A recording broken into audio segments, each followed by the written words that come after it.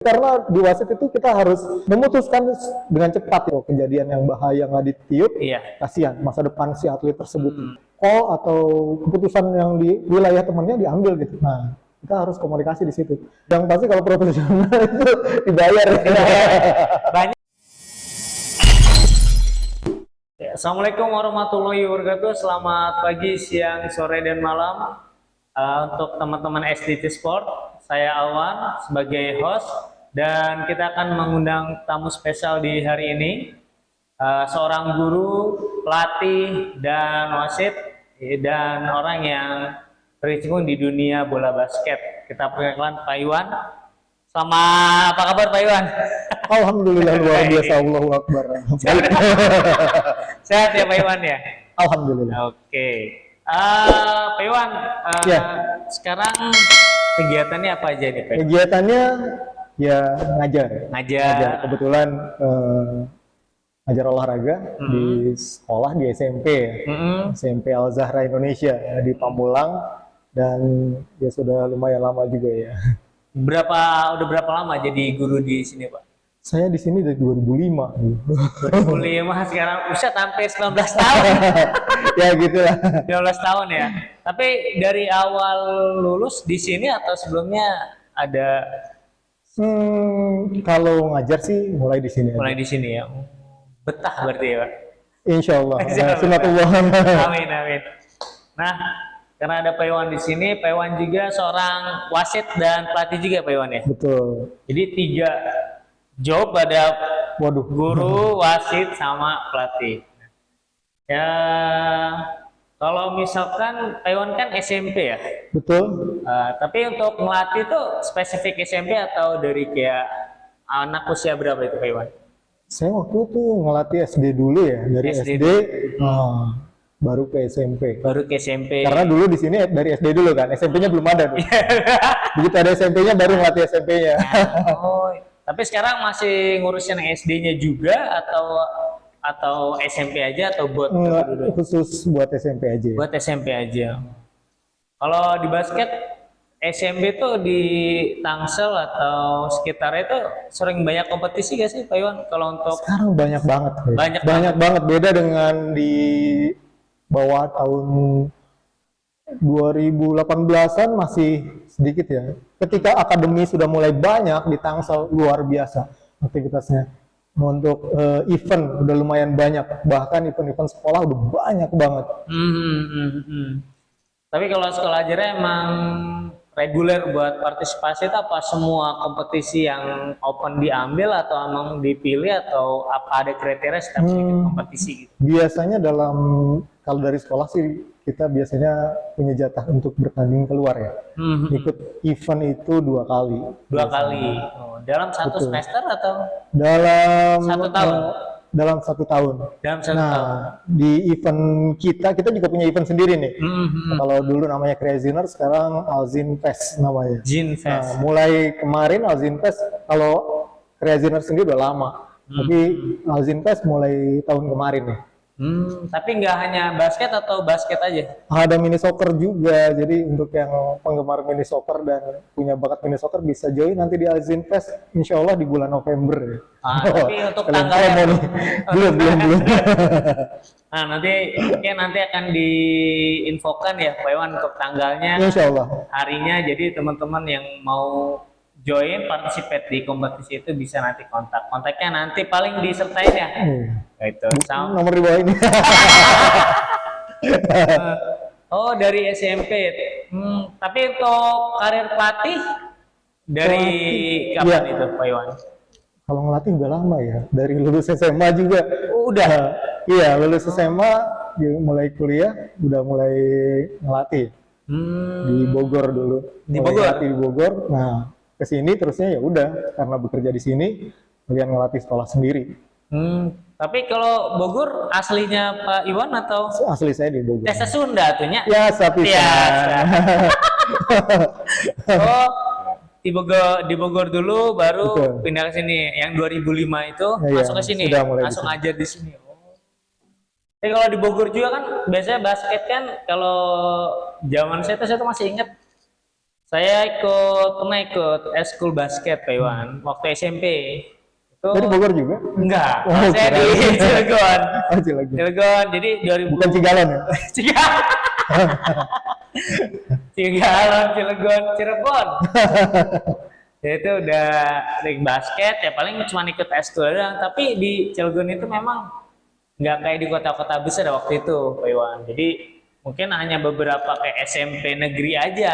Kalau sekarang kan semua sekolah ataupun apa udah tahu basket lebih dulu gitu. Betul. Bahkan dulu ketika itu kan ada futsal disandingin malah populernya itu futsal gitu. Nah, kalau sekarang itu yang tadi Pak Iwan ceritain udah beda gitu. Yang bisa ngebedain itu apa sih Pak Iwan? Sekarang nih banyak banget bahkan udah anak-anak itu dulu kan seringnya udah apa-apa bola gitu ya. Iya. Sekarang basket itu kira-kira hal apa yang kok bisa banyak orang jadi tertarik gitu sama basket? Basket itu banyak entertainnya ya, dan lagi kalau kita lihat di Instagram sudah banyak banget gitu apa video-video pendek dari Instagram itu tentang basket di NBA, Iya, pertandingannya entertain Iya. banget gitu. Terusnya kompetisi usia dini ini nih, jadi yang mulai mungkin untuk orang Indonesia ya, ini bagus banget nih, euforia basket. Kalau Ya dengan kejuaraan berjenjangnya itu, jadi udah mulai under dari 10 tahun, 12 tahun. Jadi mereka terpacu untuk bisa berprestasi, bisa basket gitu, tunjukkan performa mereka walaupun di usia kecil ya. Nah, cuma jangan sampai salah pembinaan sehingga nanti dewasanya nanti off gitu. Wah. Itu aja. Iya sih. Karena kebanyakan juga terlalu di-push di usia dini, akhirnya di usia 16, 17 Iya. malah drop. Dan Betul, belum sampai peak performance-nya udah kebanyakan sih kayak gitu ya. Tapi semoga makin banyak juga pelatih yang teredukasi. Jadi hal-hal yang kayak gitu semakin diminimalisir, bahkan nanti goalnya mungkin udah nggak ada gitu. Jadi Iya.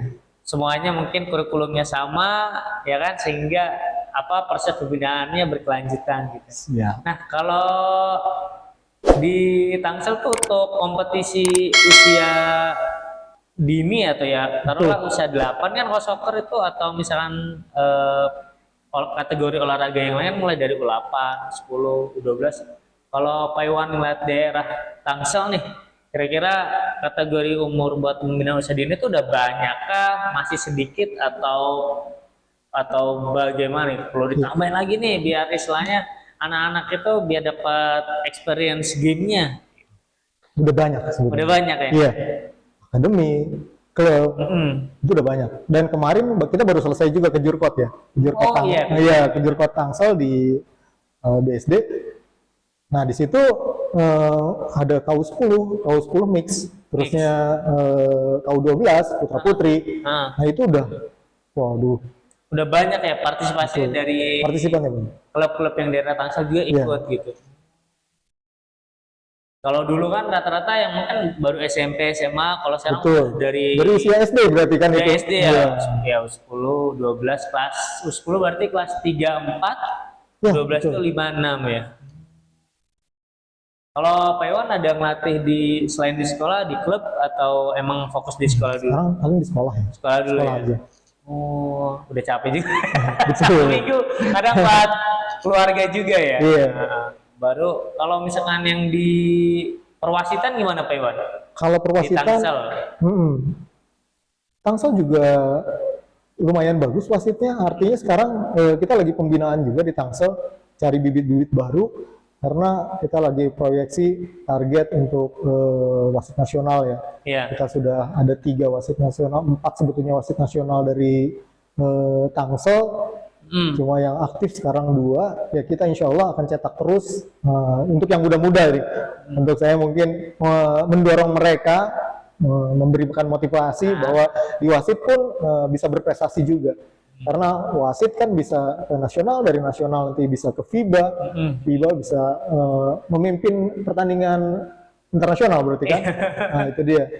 Nah, untuk teman-teman yang senang basket dan dari dulu mungkin belum jadi atlet tapi bisa karir tetap di basket tapi switch position kayak misalkan jadi wasit terbuka lebar nih karena Betul. memang di Tangsel baru 4 tapi yang aktif 2. Bisa jadi wasit, bisa jadi pelatih. Nah, mungkin jadi nah ngomongin pelatih, kalau pelatih basket itu dimulainya kalau jenjang apa dulu Pak Iwan buat yang apa buat anak usia pembinaan usia dini ini apa sertifikatnya atau lisensinya? Oh, C ya. C ya. Iya, Yang awalnya buat C. awal itu C itu untuk yang pembinaan usia dini. Betul. Ya, Setelah C, event sekolah lah buat event sekolah. buat membina usia-usia dini dan sekolahnya. Sekolah.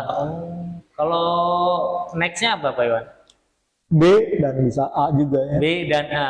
Kalau B apakah udah bisa ngelatih di klub yang masuk ke apa? Ya bisa. Bisa B.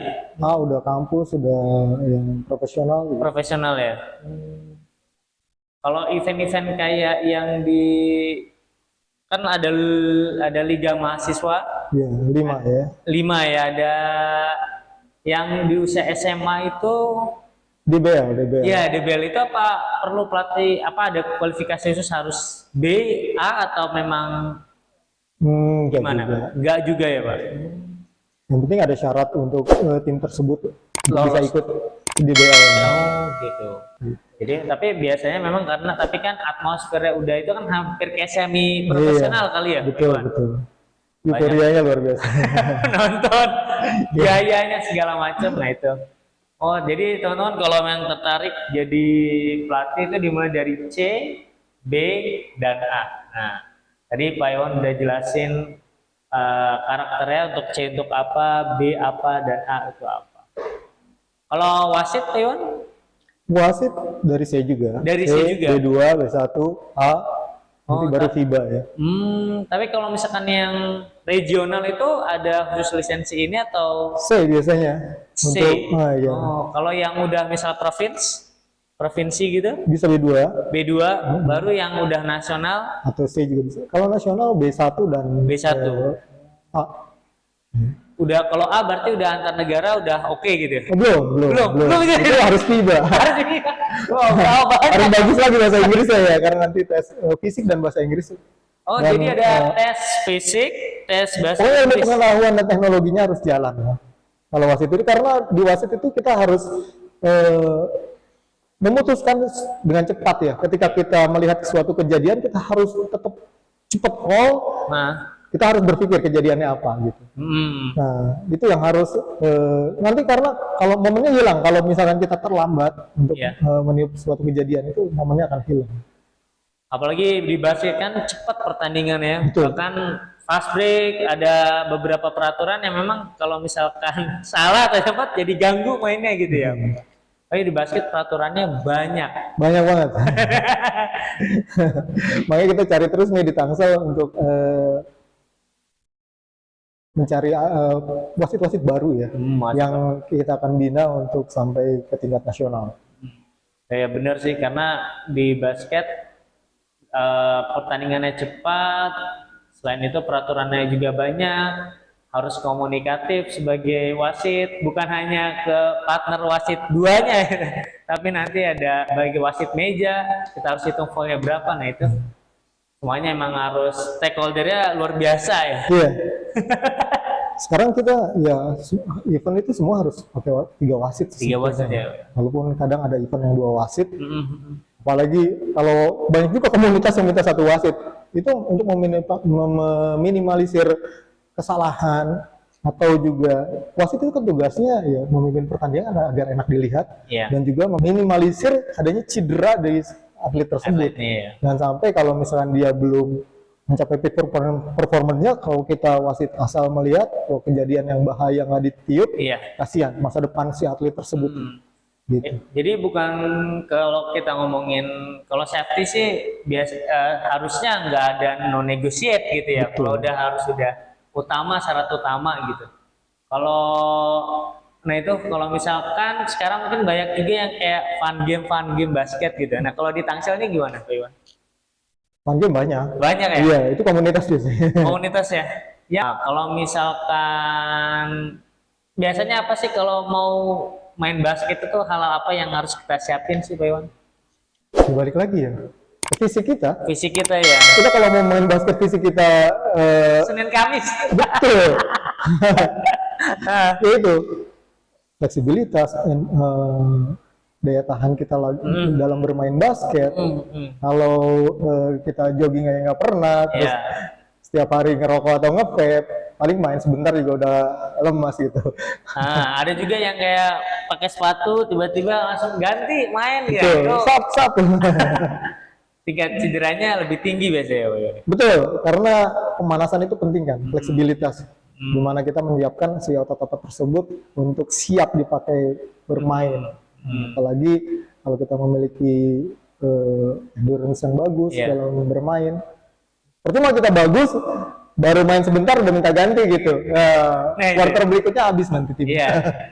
Apalagi banyak gitu kan, kadang mau mainnya kayak yang profesional, cuman napasnya nggak profesional gitu. Nah, kalau event-event, kalau komunitas ya seperti itu biasanya. Karena peak performance-nya udah lewat kan. Peak performance-nya udah lewat, tapi dia muscle memorinya masih ada nih. Tapi kemampuan untuk finishing-nya udah nggak ada. Dan secara fisiologis kayak otot juga udah berkurang. Betul, iya. Sendinya udah nggak kayak yang dulu. Iya. Tapi di sini ada kompetisi buat antar komunitas gitu nggak sih, Paiwan, di Tangsel atau di biasa Paiwan ketemu gitu, pengalaman Paiwan? Biasanya komunitas itu sendiri yang bikin ya. Kayak ngadain aja kayak turnamen internal gitu ya. Iya. Tapi kalau yang dari asosiasi yang di Tangsel belum ada atau gimana itu? Kalau di Tangsel sih belum ya. Belum ya. Tapi menarik juga sih biasanya kalau di luar udah banyak yang KU PDKD kayak gitu ya. Yang KU 40. Iya, itu KU. Betul. Udah banyak. Cuma ya hati-hati aja, jaga tubuhnya. Iya benar sih. Balik lagi ke fisiologisnya ya.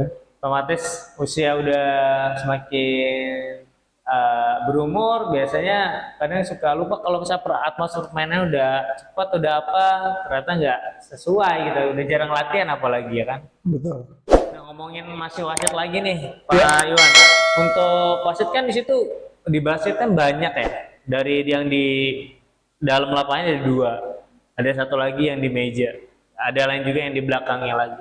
Nah itu komunikasinya gimana tuh Pak Iwan, biar nanti semua sinkronis, berjalan lancar gitu. Tuh, biasanya wasit ini ketika mendapatkan penugasan, mau 2-person officiating atau 3-person officiating, mereka harus ada komunikasi dulu. Biasanya ada pre-game dulu. Nah, pre-game dulu biasanya di ruangan kita udah komunikasi, terus ketika turun ke lapangan, kita harus di pinggir lapangan itu, terutama di depan table itu kita melihat dulu nih. Nah, ketika pertandingan belum dimulai, ketika pemain melakukan pemanasan, kita berbagi tugas. Nah, mengawasi pemain-pemain ini, apakah ada yang jersinya ngaco? Iya, karena banyak banget ya. Atasnya sama bawahnya beda. Kadang nomornya berbeda, aksesorisnya juga. Karena aksesoris bukan bagian dari uniform. Nah, gitu. Nah, itu yang harus diperhatikan. Pas kakinya harus seragam. Sewarna gitu. Nah, kayak gitu kita harus perhatiin mana yang pemain, yang jago nih. Nanti kita komunikasi. Nomor ini, nomor ini. Gerakannya bagus. Nanti tolong diawasi. Nah, biasanya pemain-pemain yang udah ini ditandai juga sama pemain lawan kan. Nah, di situ kita harus perhatikan, jangan sampai nanti biasanya target untuk dijaga lebih atau apa gitu. Untuk melindungi si pemain tersebut juga. Apalagi banyak yang mungkin aksesorisnya membahayakan buat si pemain dan lawan juga ya. Sama yang kedua mungkin yang tadi Pak Iwan sebutin labeling tadi kan, ada pemain ternyata pemainnya jago nih, kemungkinan akan di press atau secara taktikal atau strategi kan mungkin butuh pengawasan dari wasit ya. Nah itu gimana itu untuk istilahnya ngasih tahu ini harusnya diapain, atau misalnya itu ngelihat kayak pemain ini jago, mungkin ada treatment lebih istilahnya atau observe lebih. Nah, biasanya tergantung kita 2 wasit atau 3 wasit. Ketika pakai 3 wasit, ada center, lead, sama trail. Center, lead. Nah, di situ kita komunikasi nih. Kan ada bagian tugasnya masing-masing. Nah, yang trail nggak boleh niup di wilayah temennya. Nah kayak gitu. Jadi jangan sampai kita ambil call atau keputusan yang di wilayah temennya diambil gitu. Nah kita harus komunikasi di situ. Dan sampai nanti si pelatih ini protes. Yang jauh diambil, yang dekatnya. Nah yang kayak gitu yang harus diperhatikan. Dan ketika ada penjagaan yang ketat, kita harus verbal support juga. Jadi kita harus beritahukan kepada pemain yang menjaga terlalu ketat, tangannya jangan sampai handshaking terus atau kata-kata kasar. Nah itu yang memancing emosi, itu yang harus kita minimalisir. Nah itu bisa membuat permainan nanti lumayan ekstra harus kita awasin sih. Benar-benar. Terus punya pengalaman menarik ya selama jadi wasit Pak Iwan? Atau mungkin misalkan yang tadinya Pak Iwan ngeliat sekarang kemarin ngeliat di KU ini sekarang udah main di ada yang di BL atau di kompetisi resmi basket, atau ada pengalaman menarik nggak selama melatih sama menjadi wasit? Kalau melatih sih ya senang aja kalau ada anak-anak kita yang sudah sukses ya. Sudah, apalagi kalau sudah pro. Tapi balik lagi kita sekedar senang aja karena itu kan mereka ya yang menjalani. Ya bagaimana yang profesional harus tetap bisa profesional, bisa perform terus, karena di perbasketan Indonesia juga kan kompetisinya cukup kompetitif ya. Jadi jangan sampai kita cedera udah habis nanti karir kita. Kalau dari wasit pengalaman menarik Pak Iwan? Mungkin pernah memimpin gimana pertandingan? Bisa di-share. Kalau memimpin paling ya event-event di Tangsel, lalu ya di BL. Tapi ini ya, maksudnya ada biasanya kan di lapangan ada pemain yang suka komplain ya. Dikit-dikit call wasit. Shit ini gimana? Kalau di basket gimana itu? Nah itu dia. Balik lagi kita harus behavior si ini ya. Makanya kita verbal support itu penting ya. Kita bilangin orang tersebut atau pemain tersebut, tolong hati-hati ini. Nah, jangan sampai nanti ketika kejadian dia protes gitu. Call-nya di mana? Terus, behavior juga ketika si pemain ini memberikan protes kepada wasit, ini jangan terlalu berlebihan karena kalau berlebihan wasit punya senjata nih, fluid, itu memberikan technical foul gitu. Jadi hati-hati. 2 kali technical foul atau akumulasi dengan unsportsmanlike foul itu ejected nanti, harus keluar. Harus keluar ya. Betul. Wah menarik sekali nih. Kayak kalau satu episode kayak nggak cukup bahas dunia perwasitan di bola basket ya Pak, karena tadi Pak yang sebutin udah peraturannya banyak dan kita sebagai wasit juga harus performnya juga cukup bagus. Nah ini kayaknya nggak bisa singkat, harus panjang. Oke, terus ngomongin pemain nih Pak Iwan, untuk bedanya pemain amatir sama profesional Pak Iwan itu dilihatnya dari mana? Yang pasti kalau profesional itu dibayar. Banyak gitu ya. Di sign kontrak gitu ya. Ya kalau amatir ya kita mulai yang nggak seperti profesional lah.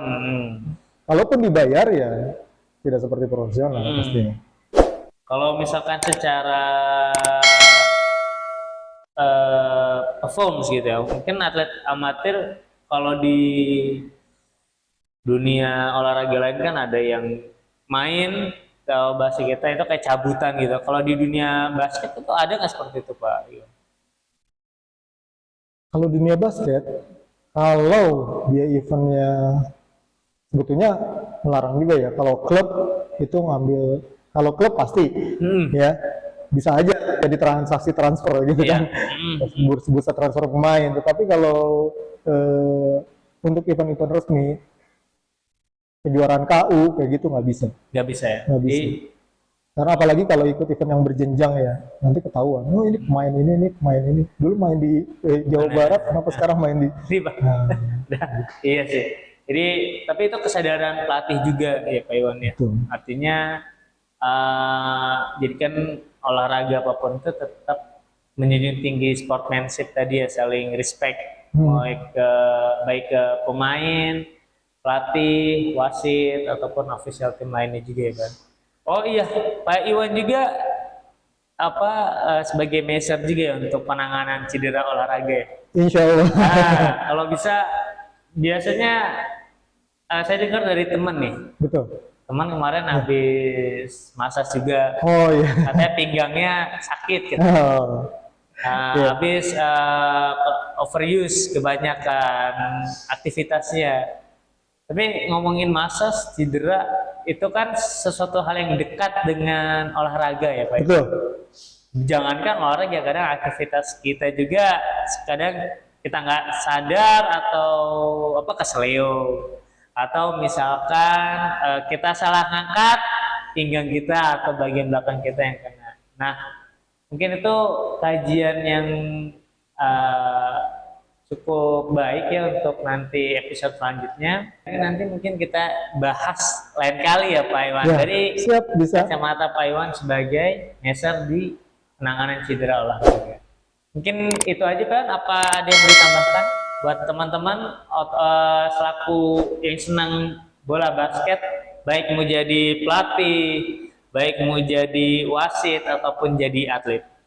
Ya, untuk menjadi seorang atlet ya harus jaga kondisi tubuh, latihan terus. Ya paling tidak kalau mau jadi profesional ya sehari bisa 3 kali latihan, pagi, siang, sore kalau mau profesional. Ya atau seminggu paling tidak 3 kali. Dan harus jaga terus kondisi tubuhnya, fleksibilitasnya, kekuatan ototnya, endurance-nya harus dikuatkan agar performanya juga bagus ya. Dan untuk wasit, nah ini butuh banyak wasit yang bagus ya, yang profesional, yang insya Allah bisa nasional dan FIBA untuk di Tangsel sendiri. Nah untuk pelatih, ya pelatih juga harus membina anak-anaknya supaya behaviornya bagus juga, bukan cuma skill tapi behaviornya juga bagus. Mungkin itu. Dalam waktu dekat ada kayak pelatihan, ada apa ya sebutannya, untuk kayak kursus kepelatihan atau wasit nggak di dalam waktu dekat ini? Baru saja penataran wasit ya, di lokasinya di sini sendiri di sekolah Zahra kemarin. Nah, kalau yang kursus pelatih? Untuk pelatih nanti kita bicara dengan Perbasi Tangselnya kalau begitu. Oh jadi insya Allah nanti ada. Nanti ada ya. Nah itu teman-teman, pokoknya nanti bisa dicari infonya Instagramnya Perbasi Tangsel ada nggak Pak? Ada. Atau ada aplikasi ataupun media untuk nanti penyebaran informasinya? Ada. Ada. Nanti bisa dicari di Perbasi Tangselnya. Terima kasih untuk teman-teman yang sudah menonton. Terima kasih juga buat Pak Iwan atas waktunya, tempatnya semua. Semoga apa yang kita bicarakan tadi bisa diambil hal yang baiknya. Mohon maaf bila ada kesalahan. Wassalamualaikum warahmatullahi wabarakatuh. Waalaikumsalam warahmatullahi wabarakatuh.